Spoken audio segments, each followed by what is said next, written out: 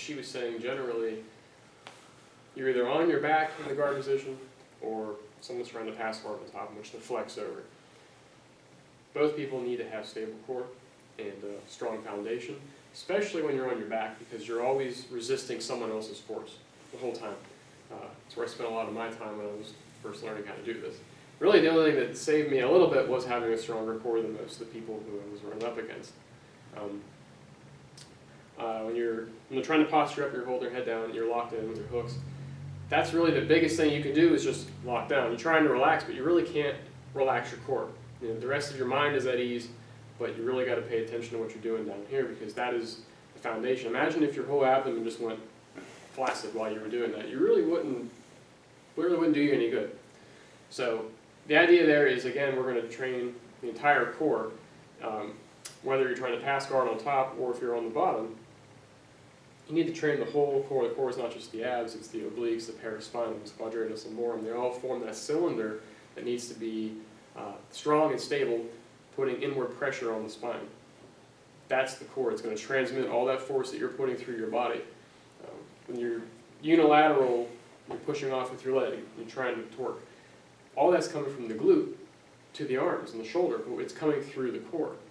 It needs to be strong, and the stronger you are on the core, the stronger the rest of your body will be. You'll see the more and more we train this as we go on today, in time, you're going to get a lot stronger just from having a stronger core. Not really sure if that's what you're looking for. Yeah. I don't know if, what do you want to add to that?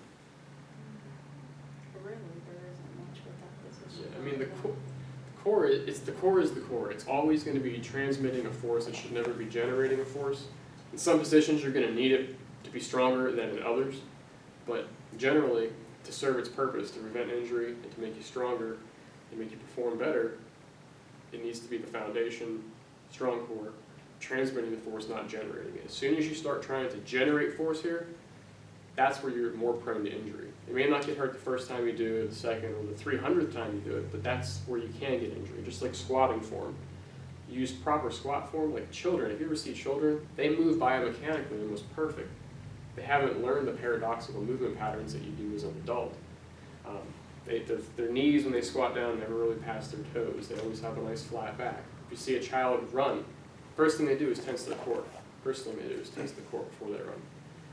Adults, we just don't do that anymore. There's a lot more injuries with adults than there are in children. Yes, there's other factors, collagen, hyaluronic acid, different things that children have that adults really don't make as much of as they used to, but a lot of it is just how you move, how you fall. You guys know that. If you fall properly, there's a lot less likelihood of getting hurt than somebody who's not used to falling, who doesn't know how to fall properly.